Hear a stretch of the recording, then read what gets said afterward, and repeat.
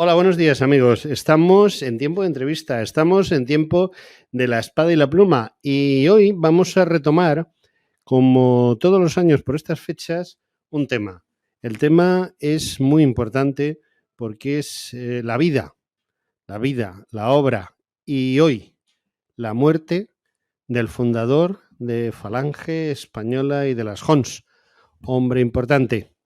Y para que nos asesore, para que nos cuente, porque realmente lo que necesitamos es alguien que nos lo cuente, tenemos a un viejo y conocido amigo que no es la primera vez que viene por aquí, para que nos diga, nos hable y sobre todo nos enseñe esos entresijos que se han escapado de la historia oficial.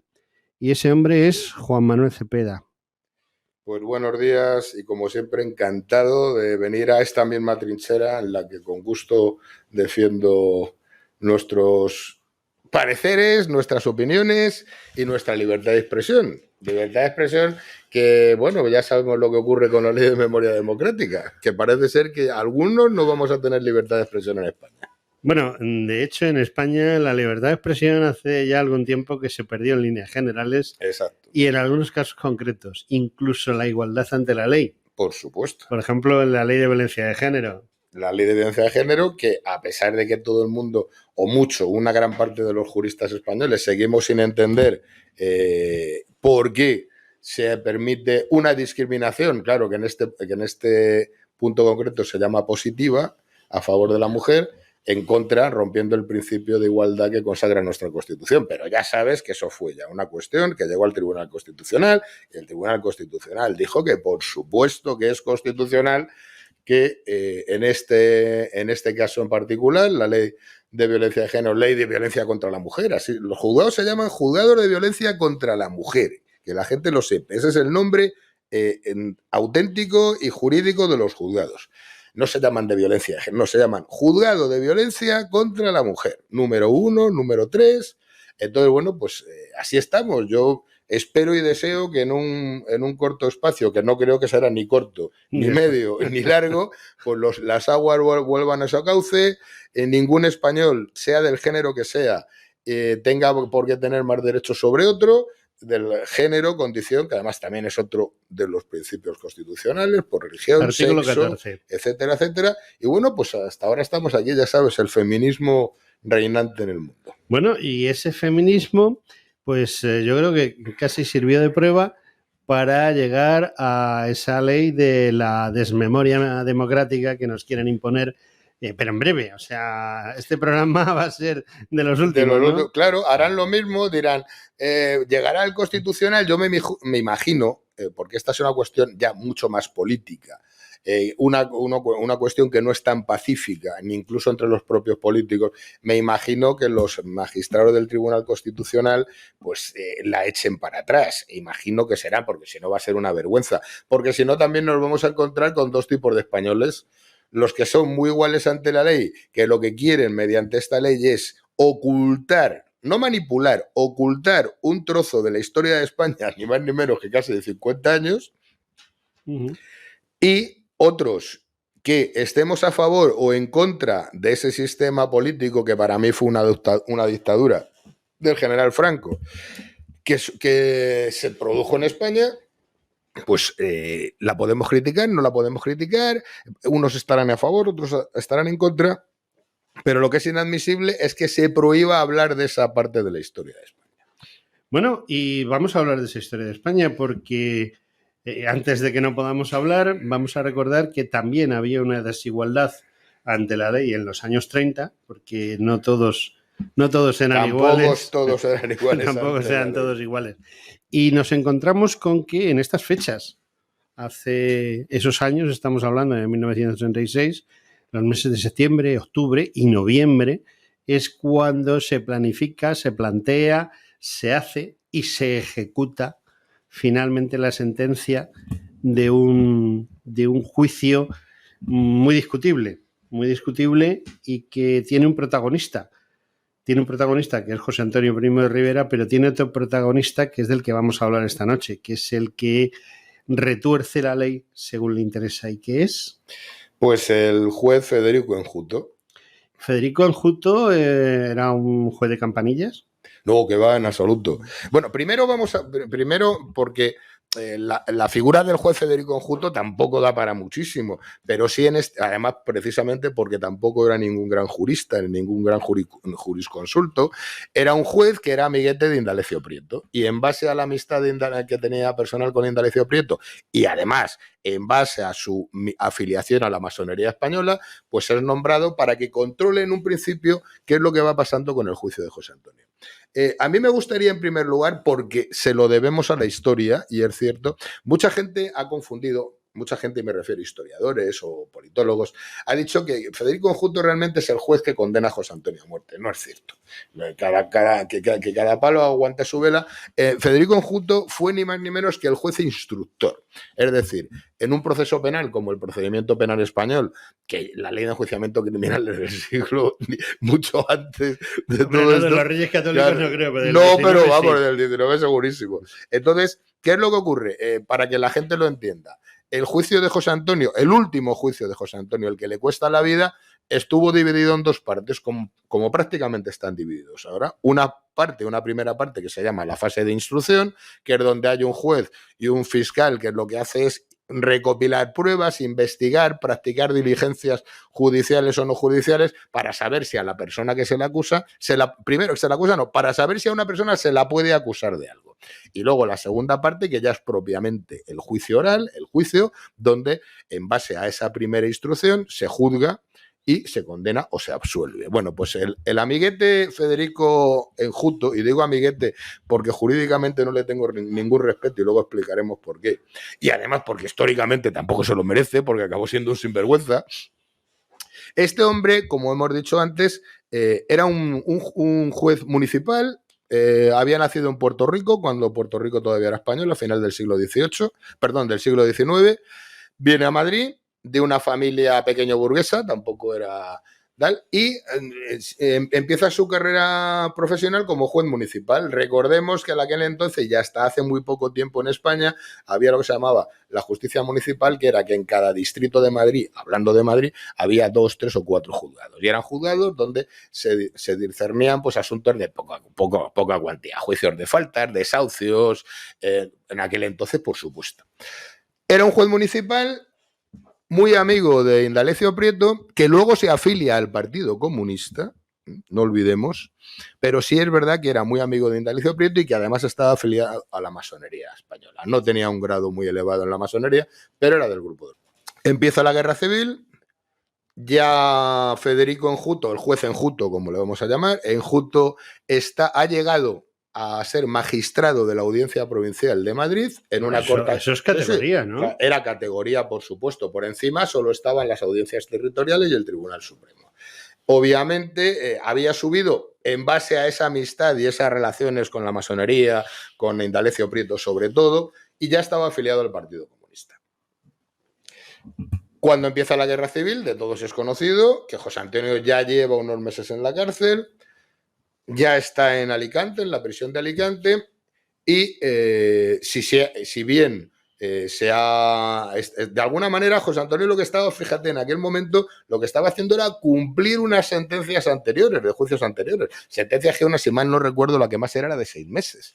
Es decir, también vamos a aprovechar este programa para tirar otro mito. José Antonio no está en la cárcel de Alicante porque dicen que es que ya se le acusa de rebelión militar. No, eso se le acusa después. José Antonio está en la cárcel en julio del 36 cumpliendo...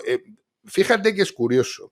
Por un lado está en la cárcel en lo que se llamaba prisión gubernativa, porque en España en aquel entonces, prácticamente al poco de entrar el Frente Popular al gobierno, se decretó lo que era el estado de alarma, lo que hemos conocido en el COVID en España. Y entonces ahí, en base al estado de alarma, los gobernadores civiles, no jueces, los gobernadores civiles tenían la potestad de decretar tu detención.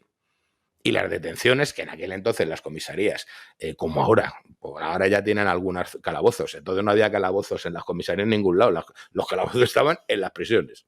Entonces, José Antonio es detenido, está en situación de prisión gubernativa y además está ya cumpliendo condenas. Y está cumpliendo condenas por algunos juicios, para hacer un rapidito, desde que funda la Falange, es decir, juicios relacionados con su actividad como jefe nacional de la Falange, tiene 6.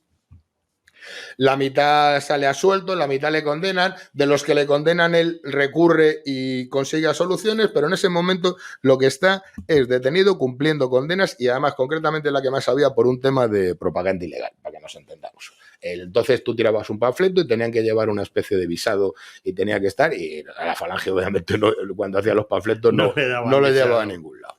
Bueno, pues José Antonio está en la cárcel y al poco tiempo de que se inicia la guerra civil se le abre un proceso ya importante por rebelión militar, porque lo que se dice es que José Antonio, como jefe de una de las fuerzas predominantes que se han alzado junto al ejército, es responsable de ese golpe de Estado y es responsable de esa guerra civil que está en marcha.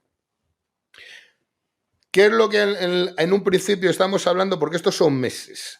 Desde julio, agosto, septiembre, hasta mitad de octubre, Indalecio Prieto, ¿qué es lo que hacen? Claro, primero, también tendríamos que explicar, pero no quiero entrar en tecnicismos. José Antonio, ahora mismo hay una figura que cada persona tiene un juez predeterminado por la ley, entonces no existía. Entonces, cuando a José Antonio se le abre el procedimiento, se busca, es decir, el propio gobierno nombra un juez para que sea el que instruya el procedimiento contra José Antonio. O sea, es decir, tú y yo salimos de la radio esta mañana, tenemos un accidente con el coche y bueno, a nosotros nos va a juzgar el juez de Madrid que nos toque. Entonces no decía, el que te toque, no. Se llama reparto. Claro, ¿no? Entonces era que es el derecho al juez predeterminado por la ley. Entonces decía, no es de tal, no, te vamos a escoger nosotros el juez y el fiscal. Y, algo muy democrático. Claro, parece, muy democrático. Entonces, muy republicano. Y muy marxista. Y muy marxista. Entonces, Prieto, que ya es una de las figuras preeminentes del Frente Popular y mucho más iniciada la guerra, el ministro, lo que hace es, él quiere tener una baza. ¿Cuál es la baza? La baza de un posible cambio, de una posible negociación para parar la guerra o de un posible canje por José Antonio. Porque si bien es cierto, se ha escrito mucho que Prieto y José Antonio que tenían, si no amistad, pero que tenían ciertas buen rollo. Yo no creo en ese buen rollo. José Antonio sí.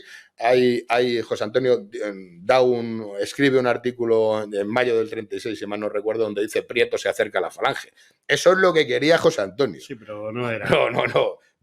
Eso es lo que le hubiera gustado a José Antonio, que Prieto se acercara a la Falange. Es decir, que el socialismo más moderado, menos marxista, se hubiera acercado a la Falange. Pero la realidad es que, igual que si José Antonio podía tener admiración por Prieto, Prieto no tenía ninguna por José Antonio. Y luego lo demuestra en el Consejo de Ministros, donde firman que lo fusilen. Entonces, Prieto nombran este juez. Y lo nombra él, que es un amiguete suyo, ¿para qué? Para tener controlado el tema. Prieto piensa que José Antonio en la cárcel puede ser una figura para canjear, puede sacarle un rendimiento político. Y le mete a este juez. Este juez, que estaba en la Audiencia Provincial de Madrid, luego nos cuenta, y lo cuenta el propio juez, que Prieto lo que le hace es prometerle, un poco más adelante, que deje la Audiencia Provincial de Madrid, se tiene que trasladar a Alicante, obviamente, con su familia. Es curioso, contrata a su mujer como secretaria también. Ya estaban las corrupciones, ya estaban entonces... La corrupción es algo muy típico. Muy típico español. Se lleva a la mujer porque así tenía otro sueldo. Realmente todos los jueces tampoco ganan mucho dinero, como ahora, más o menos. Y el juicio en un principio va tranquilito, porque a Prieto no le interesa... Sí, que se corra, quiere tener la base. Quiere tenerlo controlado. José Antonio está en una provincia, en Alicante, que ha quedado afecta al Frente Popular, sabe que es prácticamente imposible que liberen a José Antonio ni que se escape y lo tiene allí guardadito por si en un futuro lo necesita para cualquiera de sus cachivaches políticos. Pero, amigo, ¿qué es lo que ocurre? Que hay cambio de gobierno.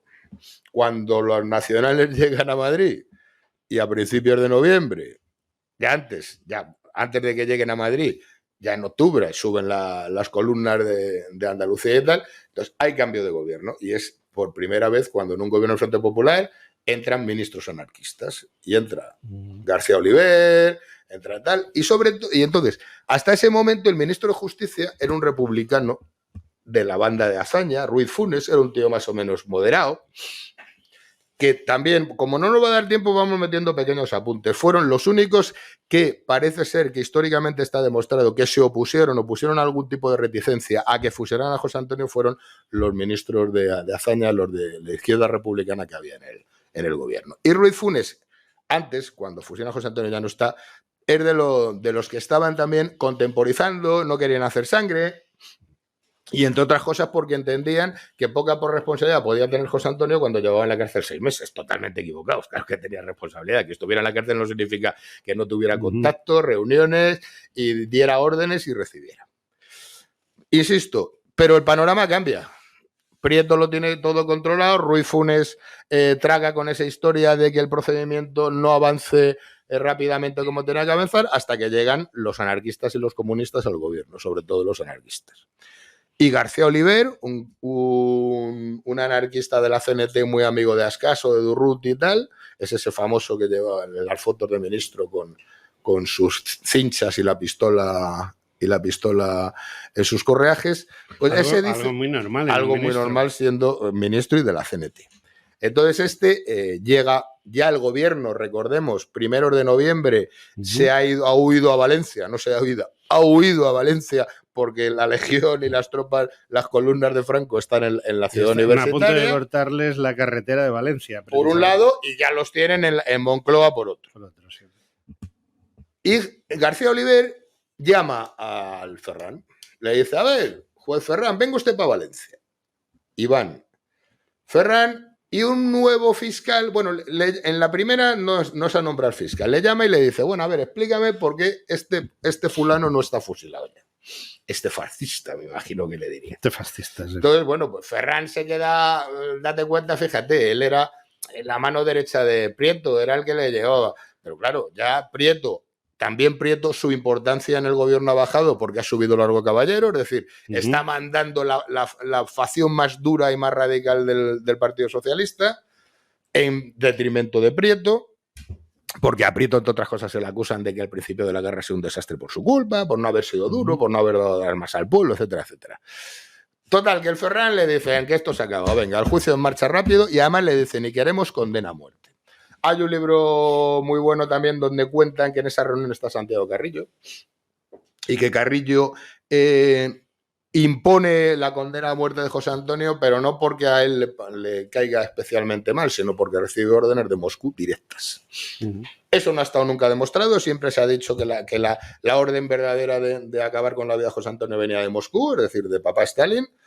No me extrañaría, pero las cosas como son, históricamente no se ha demostrado. ¿Hasta qué cierto punto Stalin le puede preocupar eso? Yo también pienso igual que tú. A Stalin lo que le preocupaba es que la guerra civil la ganara el Frente Popular y meter a ese pequeño partido comunista que era su enlace en la Internacional Comunista para que controlara el Frente Popular y ganara la guerra, como al final casi pasa.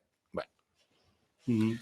Ferran llega a Alicante y entonces ya como juez instructor y pone en marcha el procedimiento, porque hasta entonces no se había movido ni un papel.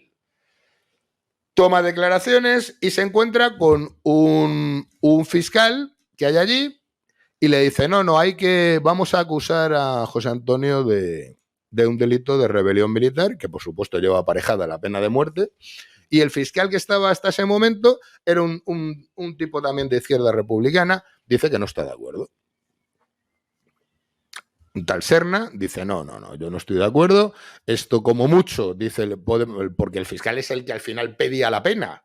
Dice, yo tengo pensado, a la vista de todo, voy a pedir una condena a prisión menor, 6 meses. Decían, no llegaban los 2 años de prisión.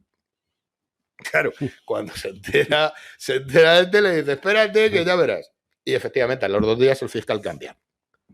Cambian al fiscal, quitan al fiscal y ponen a otro que era otro pájaro. Este fiscal, fíjate las cosas de entonces. Buscan un fiscal proclive que lleve el juego de la condena a muerte de José Antonio.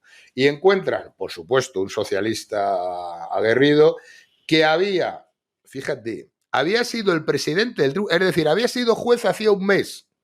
Era el presidente del Tribunal Popular de Alicante que juzga y condena a los que van a liberar a José Antonio. que los fusilan antes que a José Antonio. A todos esos camaradas de la Vega Baja del Segura, de Callosa, del Rafal, que intentan el 19 de julio entrar en Alicante, alzarse contra el gobierno y lo primero liberar a José Antonio, como los cogen a todos, etcétera, etcétera. Bueno, pues el presidente del Tribunal Popular que los juzga y los condena a muerte a todos menos a uno porque era menor de edad y le debieron dar pena, en otros casos no le daban pena tampoco porque fueran menor de edad, a ese le dice, no, vete que te hacemos fiscal, o sea, dejas de ser juez, eres fiscal y vas a dirigir la acusación. ¿Eso era así de fácil? Yo entiendo que no, pero fíjate... No era legal eso. Fíjate, debía serlo y te explico por qué. Yo he estudiado como abogado, como jurista, aparte como historiador. Todo eso, y la verdad es que, claro, ¿sabes lo que pasa? Que cuando se crea la justicia de los tribunales populares, claro, ¿era legal que 10 tíos condenen a muerte un tío? Pues sí, porque, pues, joder, era una ley que hicieron ellos, claro, la ley, la justicia popular. Entonces, pero fíjate lo curioso, cómo van metiéndose las piezas en el puzzle. Y ya cuando a este le dice, no hay problema, yo pido pena de muerte, vamos. Pero para él, para su hermano, para su hermana y para todo Dios. Se inicia la instrucción. En la instrucción, en esa fase, el juez Ferran Enjuto lo que tenía que haber hecho es recopilar pruebas que acreditaran que José Antonio, como jefe nacional de la Falange, había colaborado o de motu propio había preparado la insurrección militar, etcétera. Y Ferran Enjuto no las consigue.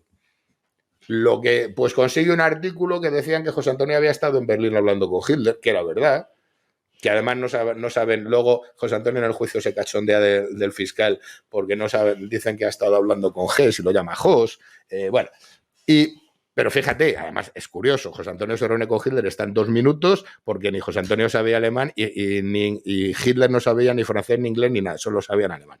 Y está acreditado históricamente que prácticamente se saludaron, se dijeron buenos días y se acabó.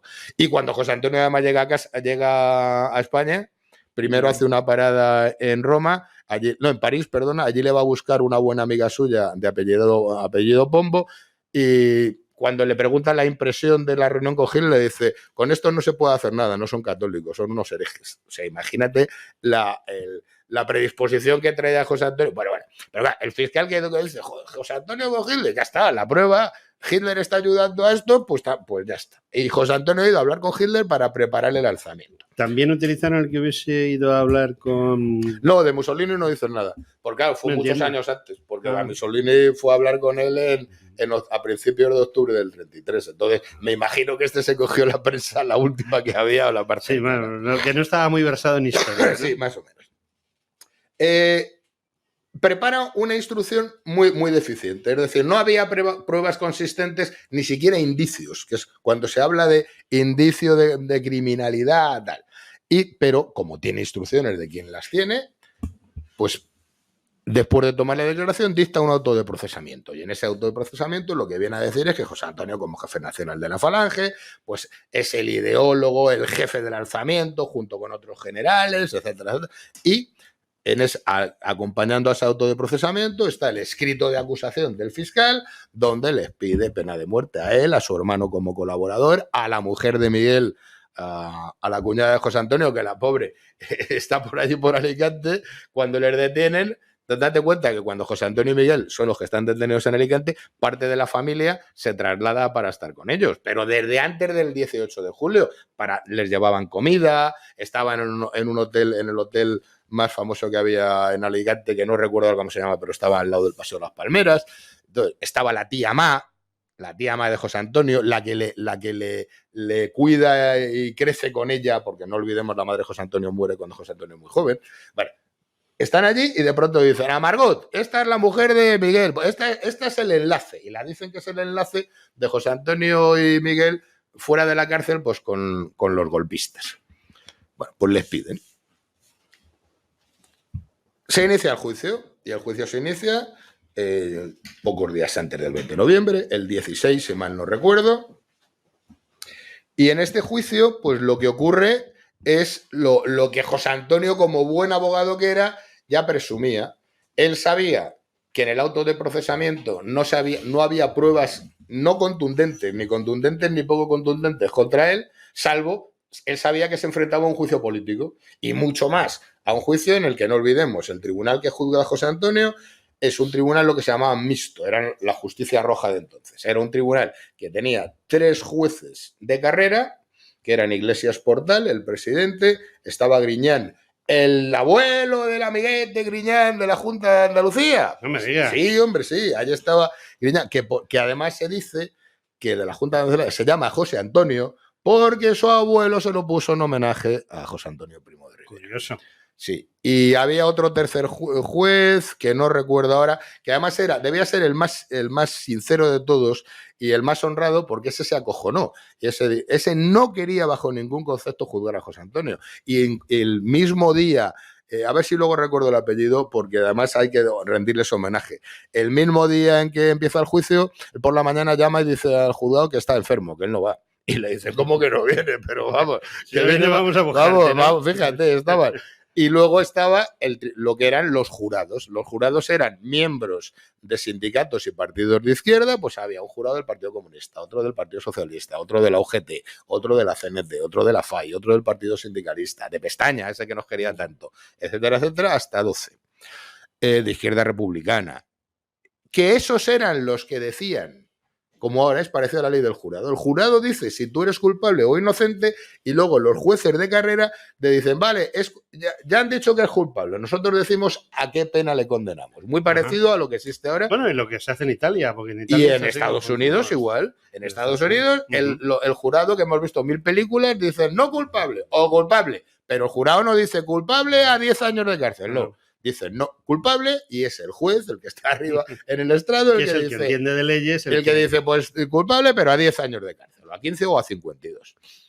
Bueno, se inicia el juicio. El juicio te puedes imaginar, José Antonio no es tonto. José Antonio sabe que va a un juicio político y sabe que le van a juzgar por ser jefe nacional de la Falange, sabe porque hasta poco después del 18 de julio ha tenido algún contacto de fuera, de noticias de fuera, sabe más o menos, fíjate, cuando le hacen una inspección en su celda, le encuentran un mapa de España con avances militares, o sea, le debían ir diciendo, pues que la legión casi ha llegado a Cáceres, tal. Y sí es verdad que a partir del 18 de julio las visitas que tenía se las quitan totalmente, los contactos que tenía se lo quitan, él recibía prensa. Mira, hace muy poco he escrito un tema muy poco conocido que era una idea, un proyecto de liberar a José Antonio de Alicante antes de que empezara la guerra por la Falange de Mallorca, mandada por el tan querido Zayas.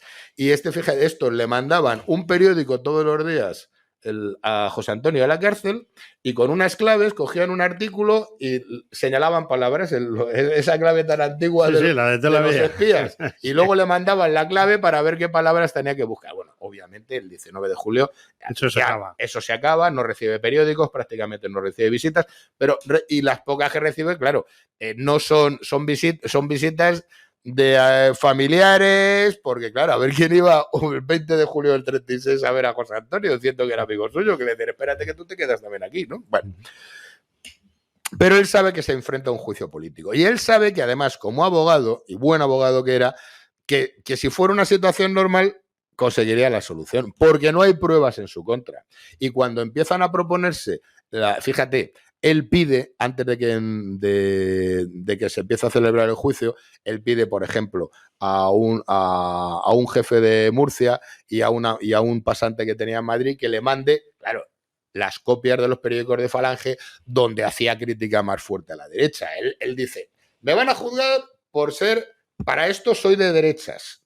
Para los que me van a juzgar, yo tengo que demostrar su defensa, que la defensa de José Antonio Juicio es una defensa política. ¿Qué es lo que dice? Yo soy más antiderechista que vosotros, soy más anticapitalista que vosotros. Vuelve a recordar sus mejores discursos contra el capitalismo. Hasta el punto que se dice, porque hay 2 días de juicio, y una de las sesiones acaba casi a la segunda hasta las 3 de la mañana. Se llega a decir que hay jurados que en un principio solo cuentan los cronistas de la época, porque fue un juicio público, que al principio le miraban con odio, que empiezan a mirarle con simpatía, porque empiezan a decir, joder, que es lo que está diciendo es lo que decimos nosotros. Hablan del Partido Sindicalista, habla de los anarquistas, de los jurados anarquistas, pero claro, los del Partido Comunista, eso no había tu tía. Bueno, se celebra el juicio. hacen una pantomima porque a la vez que enjuician a José Antonio, también había un juicio contra el antiguo director de la cárcel que le llaman, fíjate, le llaman para declarar cuando sabían que lo habían fusilado de los primeros días en Madrid. O sea, pero hacen el paripé de que venga aquí a declarar porque les acusaban de haber dado un trato de favor a José Antonio mientras estaba en la cárcel. Al antiguo director y a una serie de oficiales de prisiones. Que bien es cierto que tenía un trato de favor, claro que lo tenía. Fíjate qué curioso, que cuando le hacen esa visita que le inspecciona la celda a ver lo que tiene, le encuentran 2 pistolas, una paellera. O sea, le pasaron hasta una paellera con arroz y aceite y tal, y se hicieron una paella. O sea, una cosa increíble dentro de la cárcel. Bueno, pues les acusaban de eso. En la mitad del juicio, el fiscal dice que retira la acusación contra los oficiales de prisiones, porque porque son republicanos, claro, y contra el director, y vuelvo a repetir, al director ya le han dado matarile aquí en Madrid.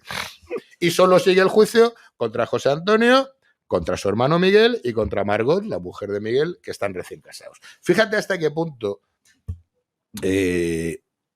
la implicación que tenía Miguel en ese juicio. Antes de la guerra, una de las últimas visitas que recibe José Antonio es la de Ramón Serrano Suñer, como diputado de la CEDA. Y como amigo personal suyo, además no olvidemos que es justo en los meses de mayo-junio del 36, dentro de la CEDA se hace una especie de minigrupo donde están Serrano Suñer, donde está el conde Finat, conde de Mañal de Finat, todos de la CEDA, pero amigos personales de José Antonio. Y la mayoría después, todos ingresaron en Falange franquista después de la guerra. Y hacen una especie de minigrupo parlamentario que son los que defienden a José Antonio en el Parlamento. O sea, es increíble. Ahí está Serrano Jover, un abogado, es decir, abogados que defendían a chavales de Falange antes de la guerra, pero todo por amistad personal con José Antonio. Pues a Serrano va a visitarle. Y además de hablar y decirle, José, ¿cómo estás? Pues me imagino que hablarán algo también del alzamiento, etcétera, etcétera. Y le dice José Antonio que lo primero que tiene que hacer y que todas las fuerzas que tenga, que las fructifiquen en sacar a Miguel de la cárcel porque Miguel no tenía nada que ver con la Falange. Fíjate, lo dice José Antonio a Serrano Suñer. Le dice, me imagino que Serrano le diría, pues estamos a ver si, porque Serrano lo que había pedido por medio del decano del Colegio de Abogados de Madrid, que era Melquiades Álvarez, al que también le dan matarile, los famosos demócratas socialistas en la saca del 22 de agosto en la cárcel Modelo de Madrid. Pues había que tener cuidadito. O sea, no, había que tener mucho cuidado. Entonces, lo que pide Serrano es, y al gobierno, que a José Antonio lo saquen de Alicante, porque ya estaba claro. Más o menos todo el mundo sabía lo que se cocía y todo el mundo sabía lo que iba a pasar. Y fíjate que Serrano Suñer pidió al gobierno que sacaran a José Antonio de la cárcel de Alicante y le mandaran a uno de Burgos. O sea, fíjate por dónde tiraban los tiros. Ya sabían más o menos el mapa de dónde iba a ser. Y insisto, en esa reunión, que Serrano se lo contaría, y José Antonio le dijo, no, todo la poca o mucha influencia que tengáis, utilízala para sacar a mi hermano Miguel de aquí, que no pinta nada, diciendo no tiene ningún tipo de responsabilidad ni política ni nada de Falange ni nada. Y luego fíjate lo que fue. Ojo, no significa que Miguel no fuera militante de Falange, que lo fue, evidentemente. Uh-huh. Pero el propio José Antonio sabía que la responsabilidad la tenía que asumir él solo y él estaba convencido de que iba a haber un juicio y de que iban a por él y que iban... Bueno, se produce el juicio, José Antonio destroza dialécticamente al fiscal. Ya, recordemos, el juez enjuto ya no es nadie. O sea, jurídicamente ya, en el momento del juicio ya no es nadie. Pero sin ser nadie se ha quedado en Alicante, el jodido. Luego contará que pocos días antes del juicio hay un bombardeo en Alicante y que le llegan noticias de que van a asaltar la cárcel unos milicianos de la CNT para matar a José Antonio como revancha por un pequeño bombardeo que hubo en el puerto de Alicante por aviones nacionales. Y él cuenta después todo esto. Yo no me lo creo, lo cuenta después, porque luego pidió volver a España, pidió perdón, que luego contaremos el final de este juez. Y dice que fue corriendo con su mujer y que llegaron, que incluso se entraron en la cárcel de madrugada y se puso en la puerta de la celda de José Antonio y se tumbó allí porque dijo que si querían matar a José Antonio primero le tenían que matar a él. Bueno, no me creo nada. Ya sabe, nada. Pero ya te digo, y a pesar de que, fíjate, Ferran Enjuto ya no era nadie, pero seguía en Alicante. ¿Qué es lo que estaba haciendo? Representará y guardando y diciendo, que me debéis, porque él lo pacta con Prieto y lo pacta con García Oliver. Si conseguían la condena a muerte de José Antonio y conseguían meterlo, le iban a nombrar miembro del Tribunal Supremo, y además le prometieron una más que jugosa indemnización de dinerito. Entonces, él sigue andando por allí. Fíjate hasta qué punto que José Antonio, 2 días antes de que le fusilen, ya cuando es conocedor de la sentencia a muerte, dicta el testamento, que es cuando hace no es cuando hace el famoso testamento que todos conocemos. También aprovechamos el programa para contar otra parte desconocida de estas últimas horas de José Antonio.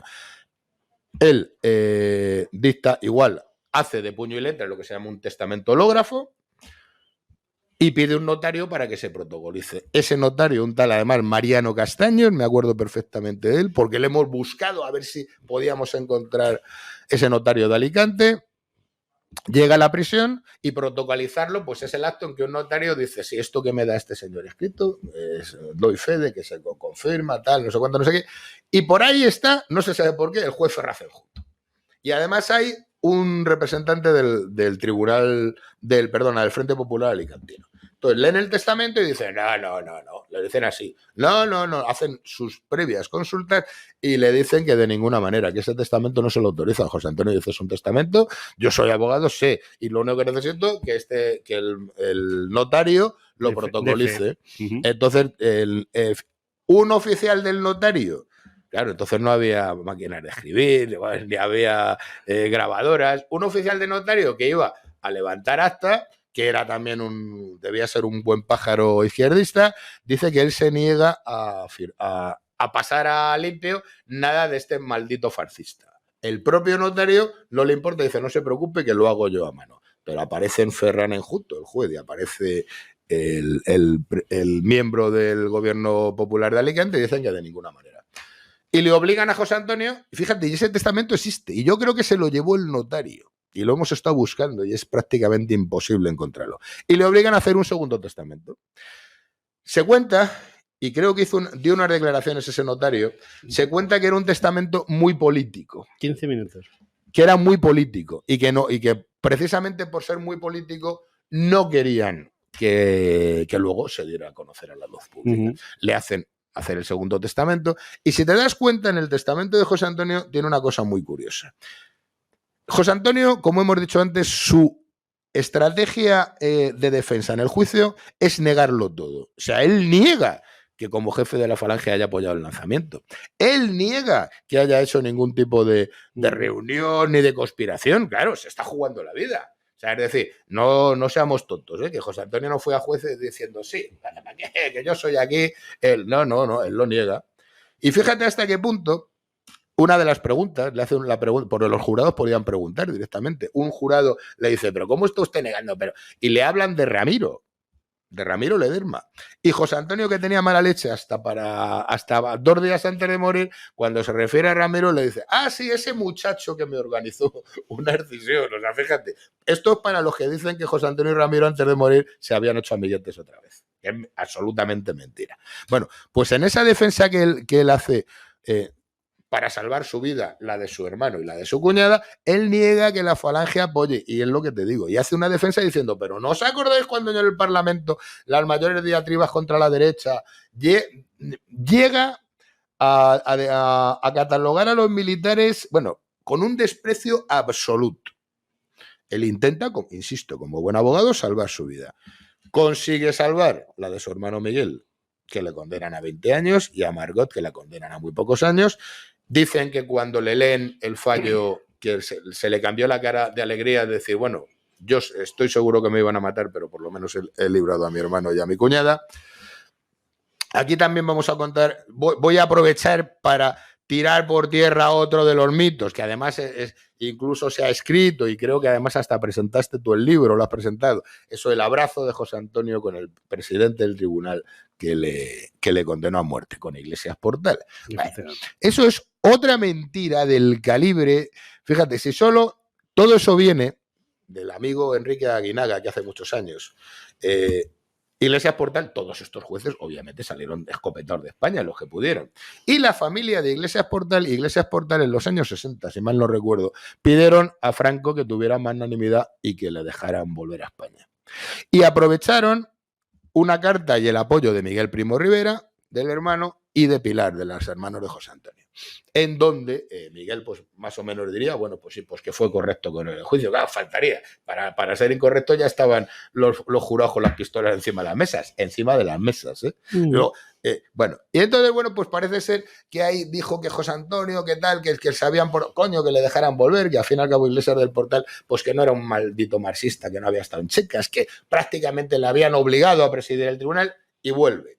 Y la familia, para que le dejen volver, dice que el propio José Antonio, cuando le leen la condena a muerte, se acaba el juicio, se levanta y se acerca al presidente del tribunal que le ha juzgado y le da un abrazo y que le dice, perdóname por el mal rato que te he hecho pasar. Bueno, yo que he estudiado a José Antonio desde todos los puntos de vista, psicológicos, políticos, José Antonio era un tipo que 5 meses antes le juzgan por tenencia ilícita de armas, que la policía le prepara un plan y le deja pistolas dentro de su despacho. Entran a hacer una detención, le van buscando y le meten 2 pistolas en una librería llenas de polvo y las pistolas no tenían polvo. Bueno, todo eso lo demuestran en el juicio.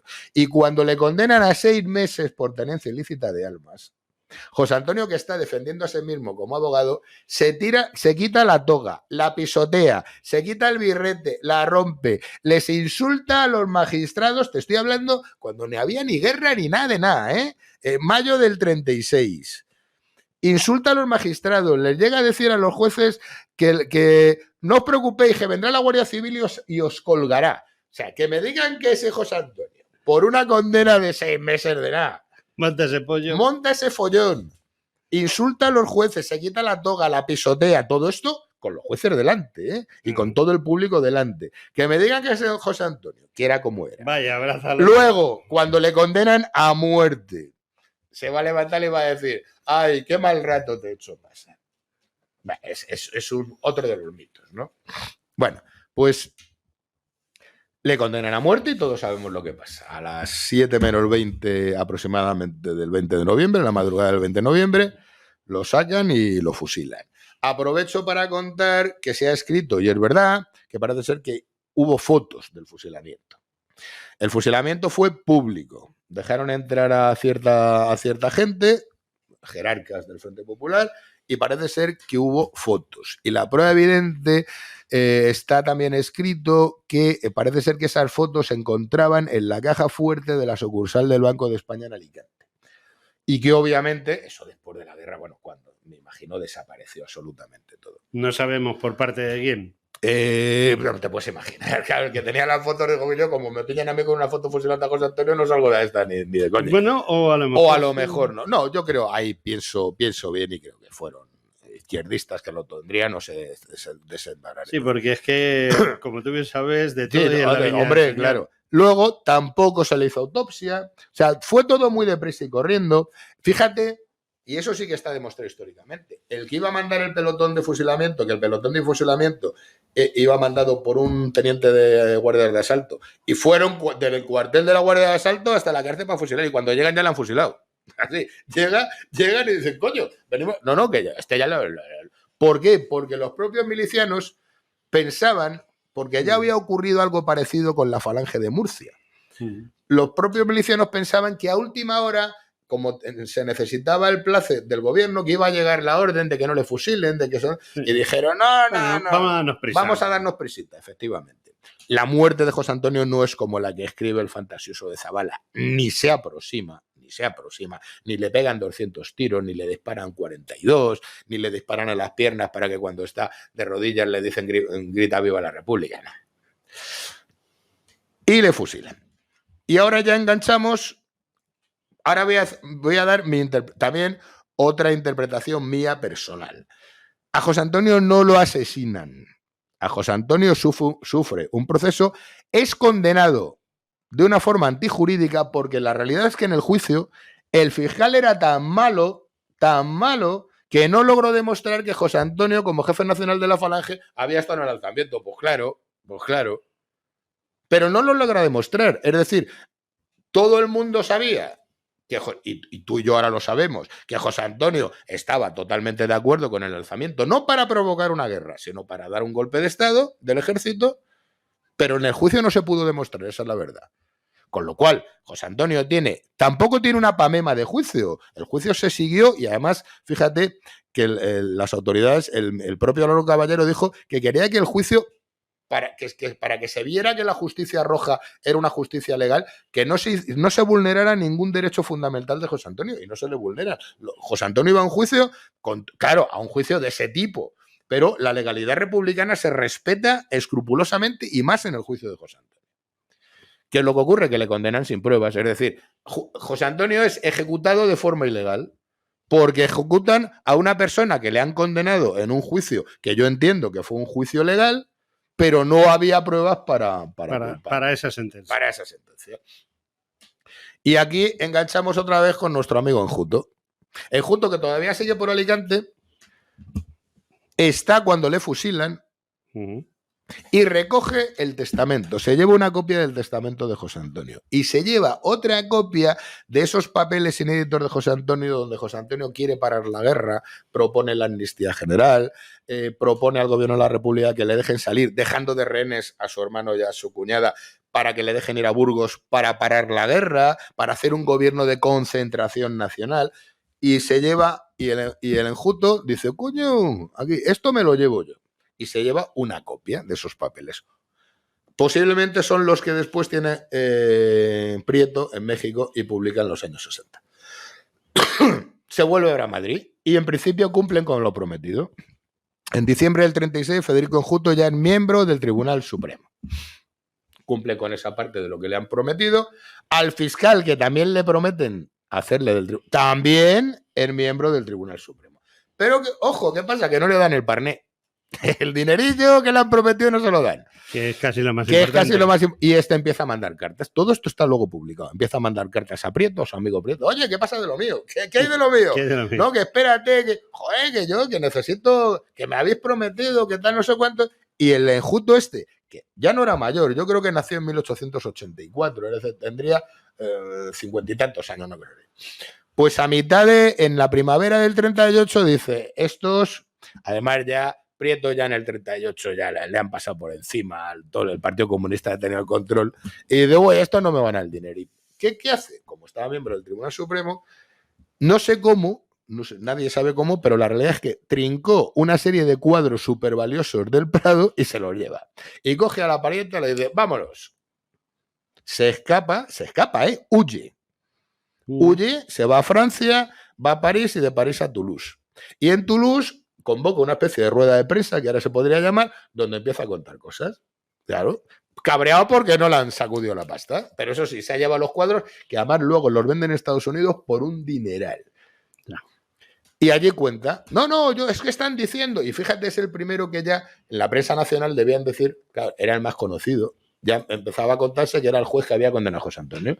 Y empieza, oiga, que yo no le he condenado, oiga, que yo me he limitado a destruir. Y fíjense, si es que yo no quería que le mataran. Y mire, que yo tengo su testamento y era un tío cojonudo. Bueno,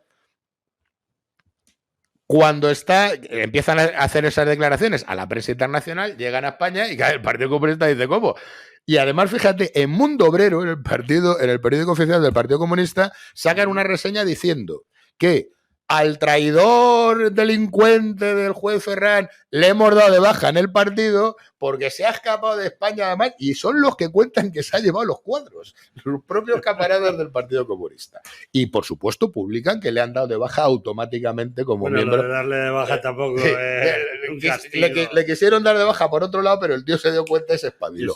Sí. Desde Francia coge un barco y ahí se va a Estados Unidos. En Estados Unidos intenta entrar. Y fíjate lo que era entonces la colonia pronacionalista que había, porque intenta y llega a desembarcar en Miami. Pero la colonia pronacionalista por franquista que había hace una denuncia y vuelven a decir lo mismo. ¿Qué es el juez que ha matado a José Antonio? Claro, los tíos dicen, no, no queremos. Le largan de Miami, va a Costa Rica. En Costa Rica lo intenta, llega a desembarcar, está unos días. Y bueno, en Miami, claro, vende previamente los cuadros, ¿no? Sí, antes de que en Costa Rica pasa lo mismo. Lo que todavía no se llamaba el Servicio Exterior de la Falange, pero ya era un servicio. Ya estaba funcionando. Que viene este tío que es el que mata a José Antonio. Recordemos que casi 2 años después de la muerte. No le dejan salir. ¿Y qué hace? Vuelve a su ciudad natal, a Puerto Rico. Él es, me imagino, En aquel entonces no existiría doble nacionalidad, pero en su carnet, en su cédula, pues nacido en San Juan. Y en Puerto Rico, que también había ya una pequeña colonia de exiliados de los que se iban viniendo con el dinerito de España, le admiten. Y ahí le admiten incluso y le dan trabajo como profesor en la universidad, si mal no recuerdo, se llamaba Piedras Blancas de San Juan. Fíjate qué curioso. Llega 20 de noviembre del 38. No, 38, no, o 38, 38 creo que es. Esa prensa nacionalista manda y empiezan a contar que se sabe que el tío se ha escapado, que no le han dejado entrar en Cuba, que también quiso entrar en Cuba, no le han dejado entrar, pero que ya al final le han dejado entrar ahí. Y se publica y siguen insistiendo que ha sido el juez que ha condenado a muerte a José Antonio. Bueno, claro, esa prensa, que no era como era por internet, pero que sí se movía, prensa sobre todo de La Habana, que era la más importante. Iba despacio, pero iba. Pero llegaba. Llega a los alumnos que están dando clase el amiguete Ferran. Y el 19 de noviembre, la clase de sus alumnos, que contaban que eran entre 30 o 40, pues sin decirle ni buenos días, abren una ventana y lo tiran por la ventana. O sea, textualmente lo defenestran. ¿Sabes qué? Defenestrar es tirar por la ventana. Pues lo hicieron literal y prácticamente. Le tiraron por la ventana desde un segundo piso con tan mala suerte que debió caer encima de algún palmeral o algo que no acabó con su vida. Pero fíjate lo curioso, aquellos alumnos que no serían falangistas, que como muchos serían patriotas pro-españoles, que serían anticomunistas, evidentemente, aquellos alumnos de esa universidad de San Juan de Puerto Rico, cuando se enteraron que el que les daba clase era el juez que había condenado a muerte a José Antonio, lo tiraron por la ventana. Luego, evidentemente, insisto, no consiguieron matarle. Pues esa es la historia del Ferran. Pues hubo un juez corrupto que sí, que era de izquierdas, que era masón, pero yo creo que era masón porque entonces estaba muy bien visto entrar en las sociedades masónicas, y que pues perdió la dignidad, vendió su dignidad profesional como juez, pues por un plato de lentejas que fue ni más ni menos su nombramiento para el Tribunal Supremo y su dinerito, que al final, como no se lo pagaron, pues se lo cobró en especies. Bueno, pues justitos de tiempo, hemos terminado por hoy esta entrevista, que si la ley de desmemoria histórica nos deja, pues llegaremos a poner... Hombre, si no, fíjate, he llegado a decir que el juicio de José Antonio cumplió con las legalidades republicanas. Ya, pero eso es igual. No, pero esto dirá, peligroso fascista José Antonio. Si es que no le tenían ni que haber juzgado. Eso es lo que de verdad piensan. Había que haberlo fusilado directamente. Claro, lo que de verdad piensan en sus mentes. Conmigo. Claro, lo bueno, que amigo, que me tires por la escalera aquí del edificio. Lo que piensan en sus mentes es eso. ¿Para qué perder tanto tiempo? Teníamos que haber hecho como con los demás que pillamos, con Julio Ruiz de Alda, con todo. Venga, matarile y se acabó. ¿Y bueno, lo hacían con sus propios compañeros. Ahí tenemos al trotskista, a Andrés Nin, a todos aquellos. Que además primero los martirizaban hasta que vamos, morían, ¿no? Al pobre Andrés Nin lo despellejaron vivo unos agentes especiales que vinieron de Moscú especialmente, y ahí sí ordenados por papá Stalin, para que dieran su merecido a ese maldito traidor que seguía las consignas de Trotsky. Vamos. Bueno, pues siento decirte, Juan Manuel, que se nos acaba el tiempo. Amigos, Juan Manuel Cepeda nos ha puesto los puntos sobre las is en un tema que hoy por hoy tenía lagunas, pero que gracias a él pues ya no hay laguna posible. Yo te agradezco mucho y como siempre yo estoy encantado a cada llamada que me haces, sabes que estoy a tu lado. Pues Juan Manuel, muchísimas gracias. A ti. Y buenos días a todos.